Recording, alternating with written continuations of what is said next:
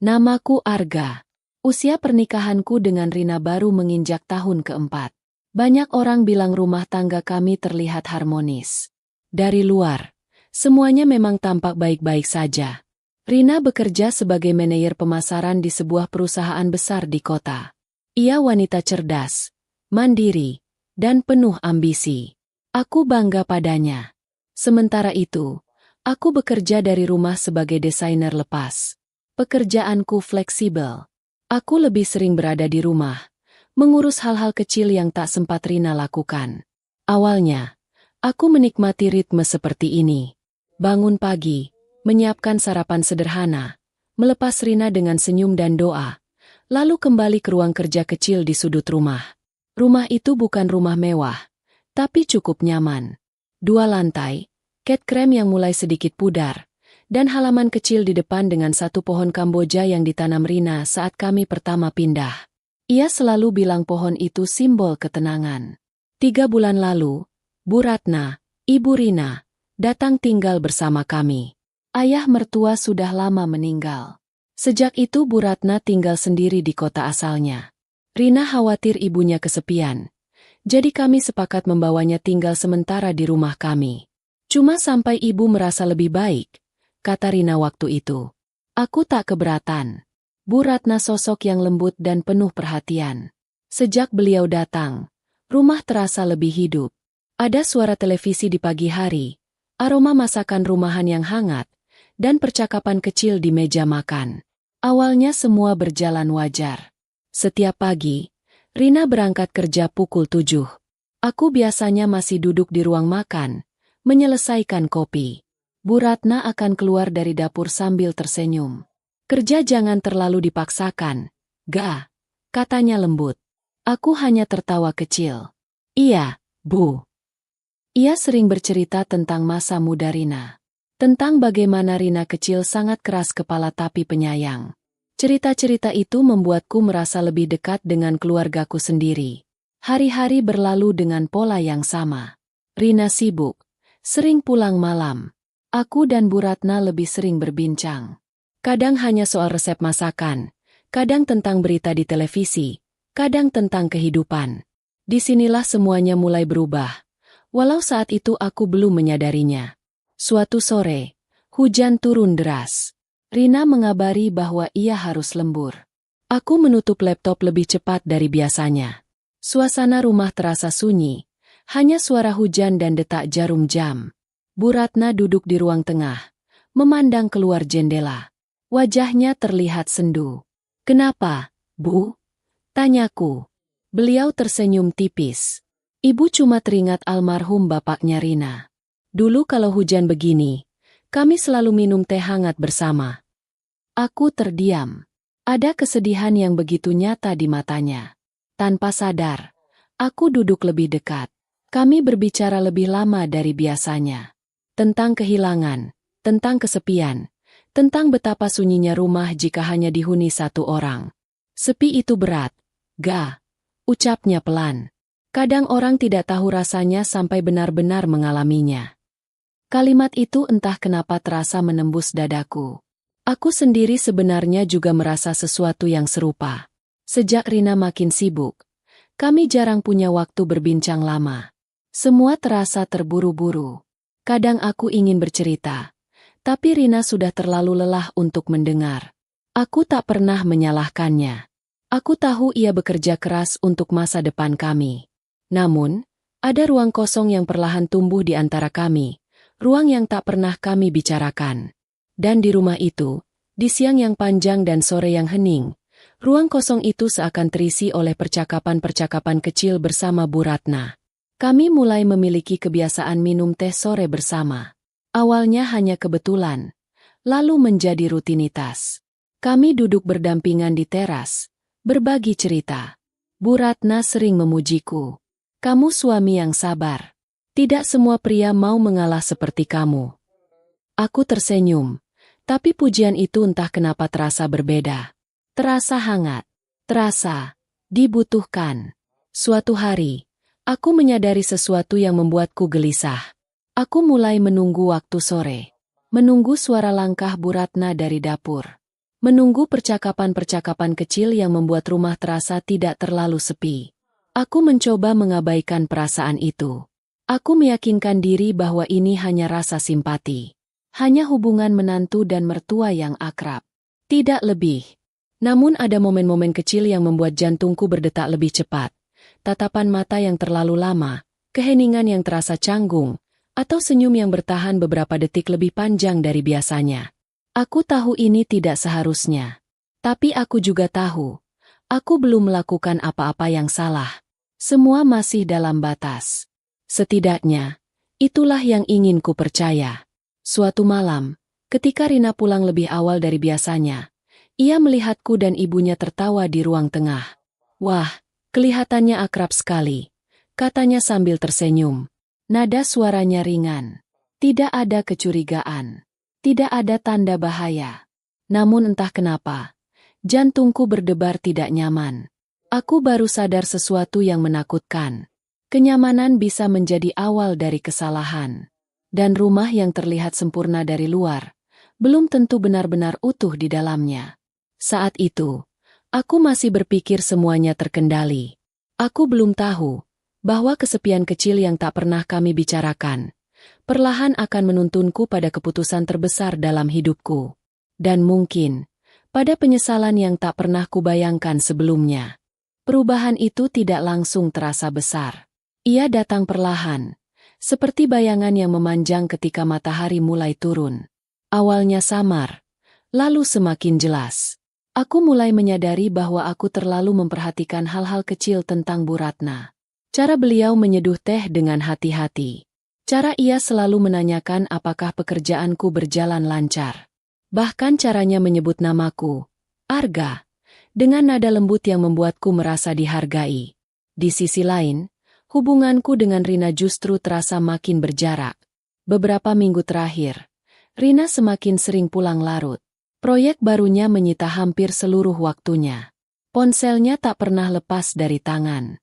Bahkan saat makan malam, ia lebih sering menatap layar dibandingkan menatapku. Aku capek sekali hari ini, katanya suatu malam sambil menjatuhkan tas kerja ke sofa. Aku ingin bercerita tentang klien yang membatalkan kontrak sepihak. Tentang betapa frustrasinya aku menata ulang rencana keuangan bulan ini. Tapi melihat wajahnya yang lelah, aku mengurungkan niat. Nanti saja, pikirku. Dan, nanti, itu tak pernah benar-benar datang. Justru, tanpa kusadari, aku mulai lebih banyak berbagi cerita pada Bu Ratna. Suatu sore, listrik di rumah sempat padam. Hujan deras kembali turun seperti beberapa minggu lalu. Aku dan Bu Ratna duduk di ruang tengah dengan cahaya temaram dari lilin kecil. "Apa kamu bahagia, Ga?" tanyanya tiba-tiba. Pertanyaan itu membuatku terdiam. "Tentu saja," jawabku cepat. "Aku dan Rina baik-baik saja." Bu Ratna menatapku lama, seolah bisa membaca sesuatu yang tak kuucapkan. "Ibu hanya tidak ingin kamu memendam sesuatu sendirian." Aku menghela napas. Entah kenapa, dalam gelap seperti itu, aku merasa lebih jujur. Aku cuma merasa, tidak terlalu dibutuhkan akhir-akhir ini, kataku pelan. Rina sangat sibuk. Kadang aku merasa seperti hanya pelengkap di rumah ini. Hening beberapa detik. Lalu tangan Bu Ratna menyentuh lenganku. Ringan. Ingat. Tapi cukup untuk membuat napasku tercekat. "Kamu tidak pernah jadi pelengkap," ucapnya lembut. "Kamu fondasi rumah ini." Sentuhan itu hanya sebentar. Namun efeknya menetap lama di pikiranku. Malam itu, untuk pertama kalinya, aku merasa ada batas yang mulai kabur. Beberapa hari kemudian, sesuatu terjadi. Rina pulang lebih cepat tanpa memberi kabar. Aku sedang di dapur bersama Bu Ratna. Kami tertawa karena aku gagal memotong bawang dengan rapi. Tiba-tiba pintu depan terbuka. "Assalamualaikum." Suara Rina terdengar. Aku dan Bu Ratna saling menatap sejenak. Refleks yang entah kenapa terasa seperti sedang menyembunyikan sesuatu. "Waalaikumsalam," jawabku cepat. Rina berdiri di ambang pintu dapur. Tatapannya menyapu kami berdua. "Kalian lagi apa?" "Masak bareng," jawab Bu Ratna santai. Rina tersenyum tipis. Tapi ada sesuatu di matanya. Bukan marah. Bukan curiga. Lebih seperti memperhatikan. Malam itu suasana makan terasa berbeda. Rina tidak banyak bicara. Sesekali ia menatapku, lalu menatap ibunya. Dan untuk pertama kalinya, aku merasa bersalah, padahal belum ada apa-apa.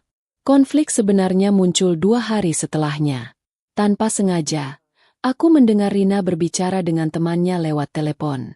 Iya, akhir-akhir ini mereka kelihatan dekat banget. Katanya pelan dari kamar.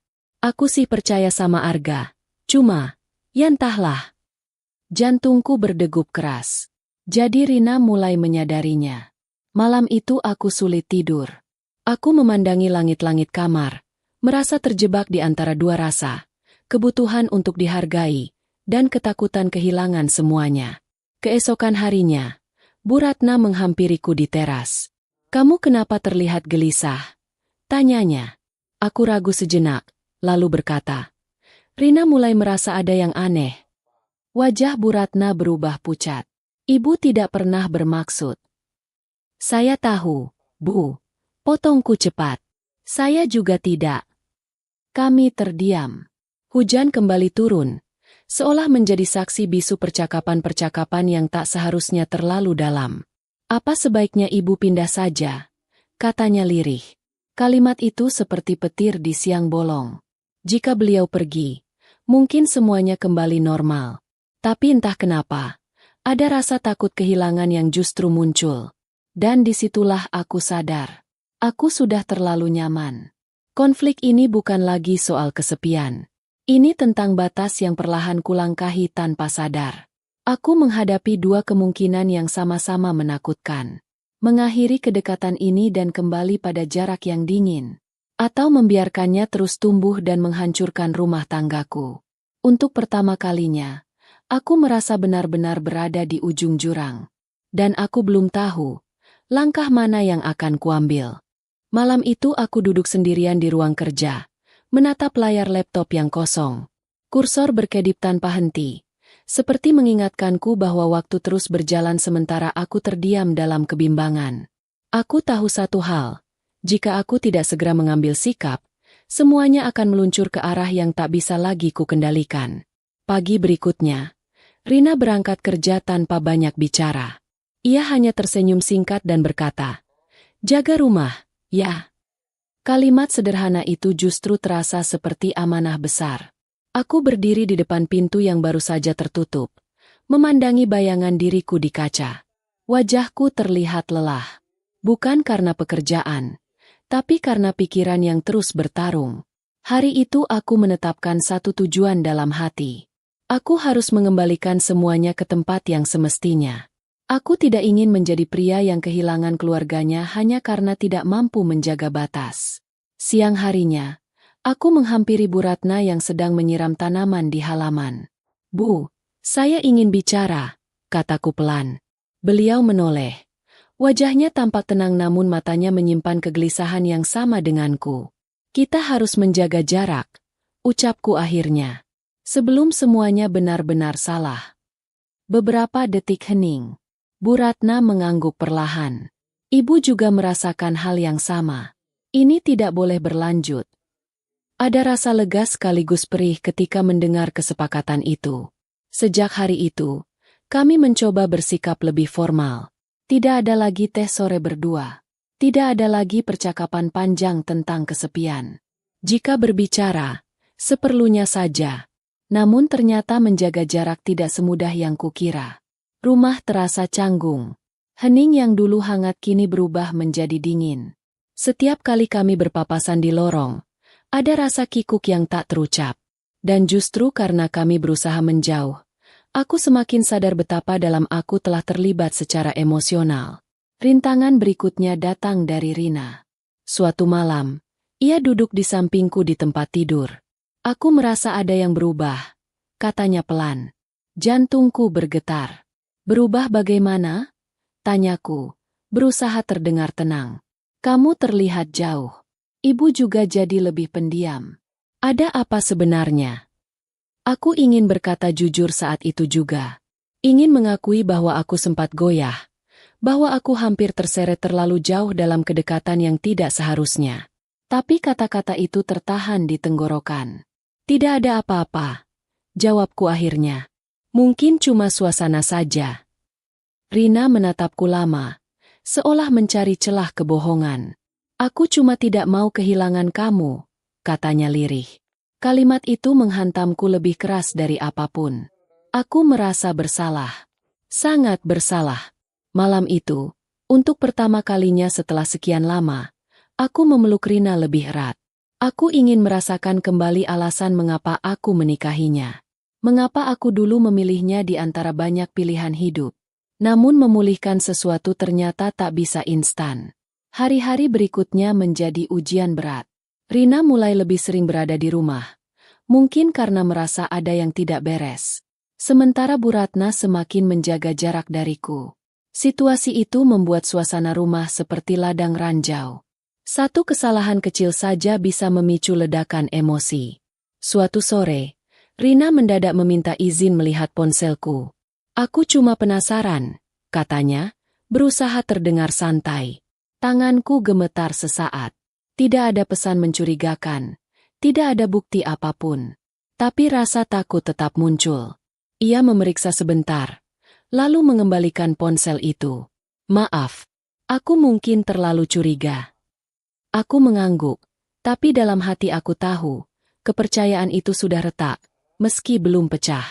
Tujuanku kini berubah, bukan hanya menjaga jarak dari Bu Ratna, tapi juga mengembalikan kepercayaan Rina sepenuhnya. Aku mulai lebih sering mengajak Rina makan malam di luar. Aku menemaninya bercerita tentang pekerjaannya. Aku berusaha hadir secara utuh. Namun setiap kali melihat Bu Ratna sendirian di teras, menatap langit senja dengan wajah murung, ada rasa perih yang sulit dijelaskan. Apakah aku sedang menyelamatkan rumah tanggaku? Atau justru menyakiti seseorang yang juga rapuh? Konflik ini bukan lagi soal benar atau salah. Ini tentang tanggung jawab. Dan semakin aku berusaha memperbaiki semuanya, semakin aku sadar bahwa luka yang tak terlihat tetap meninggalkan bekas. Suatu malam, aku mendengar percakapan antara Rina dan ibunya dari balik pintu kamar. Ibu jujur saja, ada sesuatu antara ibu dan Arga. Suara Rina bergetar. Duniaku seakan berhenti. Aku berdiri terpaku di lorong, menahan napas. Inilah rintangan terberat yang kutakuti. Jika satu jawaban saja meluncur dengan nada yang salah, semuanya akan runtuh. Dan aku tahu, apapun yang terjadi setelah ini, hidupku tidak akan pernah sama lagi. Aku berdiri membeku di lorong, napasku tertahan, telingaku menangkap setiap getar suara dari dalam kamar. Ibu jujur saja, ada sesuatu antara ibu dan Arga. Suara Rina terdengar rapuh, seperti benang yang hampir putus. Hening. Hening yang terasa lebih menakutkan daripada jawaban apapun. Ibu hanya merasa Arga sering sendirian, jawab Bu Ratna akhirnya. Kami sering berbincang. Itu saja. Itu saja. Rina mengulang pelan. Ada nada kecewa yang tak bisa ia sembunyikan. Aku memejamkan mata. Kata, itu saja, terasa begitu tipis. Padahal di baliknya tersimpan perasaan yang terlalu rumit untuk dijelaskan. Aku tak sanggup lagi menjadi pendengar di balik pintu. Dengan langkah berat, aku masuk ke kamar. Rina dan Bu Ratna sama-sama menoleh ke arahku. Tatapan mereka seperti dua cermin yang memantulkan rasa bersalahku sendiri. Kita perlu bicara, kataku. Suaraku serak. Bu Ratna bangkit dari tempat duduknya. Ibu keluar dulu. Tunggu. Bu, ujar Rina cepat. Jangan ada yang pergi sebelum aku tahu semuanya. Jantungku berdegup keras. Inilah saat yang selama ini kuhindari. Rina menatapku langsung. Aku tidak butuh cerita panjang. Aku cuma ingin tahu, apa aku harus takut kehilangan suamiku sendiri di rumah ini? Kalimat itu menusuk lebih dalam daripada tuduhan. Aku membuka mulut, tapi kata-kata terasa berantakan. Semua usahaku menjaga jarak, semua niatku memperbaiki keadaan, tiba-tiba terasa sia-sia. Aku tidak pernah berniat mengkhianatimu, kataku akhirnya. Tapi aku juga tidak bisa bohong. Aku sempat merasa terlalu nyaman. Air mata menggenang di mata Rina. Nyaman? Ia mengulang. Itu kesalahanku. Lanjutku cepat. Aku merasa tidak didengar. Aku merasa sendirian. Tapi itu bukan alasan. Aku salah karena membiarkan kedekatan itu tumbuh. Ruangan itu terasa sesak. Bu Ratna menunduk. Semua ini juga kesalahan ibu. Ibu terlalu larut dalam kesepian. Rina terduduk di tepi ranjang. Ia tidak berteriak. Tidak marah. Justru itu yang membuat suasana semakin berat. Aku bekerja keras untuk rumah ini, ucapnya pelan. Aku pikir kita tim.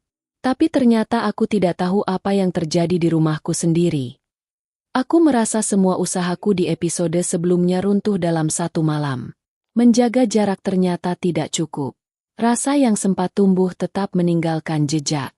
Kalau memang ada yang lebih kalian butuhkan, katakan saja sekarang, ujar Rina.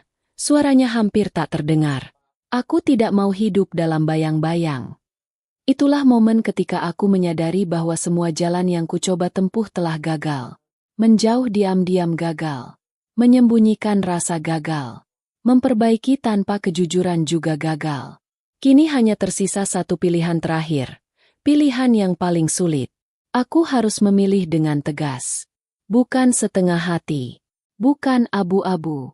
Aku menarik napas panjang. Bu, kataku pelan pada Bu Ratna.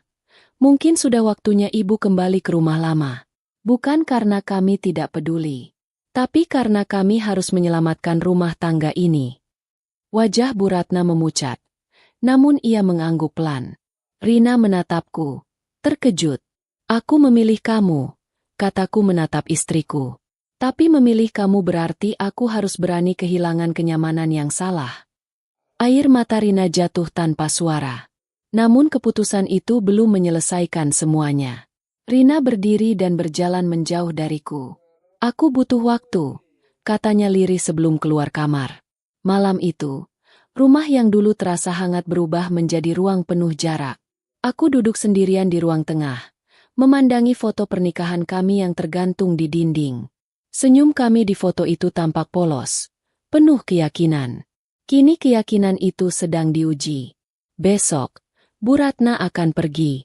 Tapi apakah kepergiannya cukup untuk memulihkan kepercayaan yang sudah retak? Aku tidak tahu. Yang ku tahu hanya satu. Aku telah mengambil pilihan paling sulit dalam hidupku.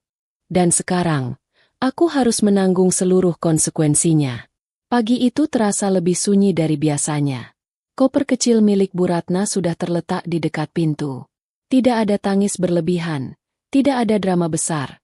Justru itulah yang membuat semuanya terasa lebih berat. Rina berdiri memeluk ibunya cukup lama. Ibu cuma ingin kamu bahagia, bisik Bu Ratna. Rina mengangguk, tapi matanya sembab.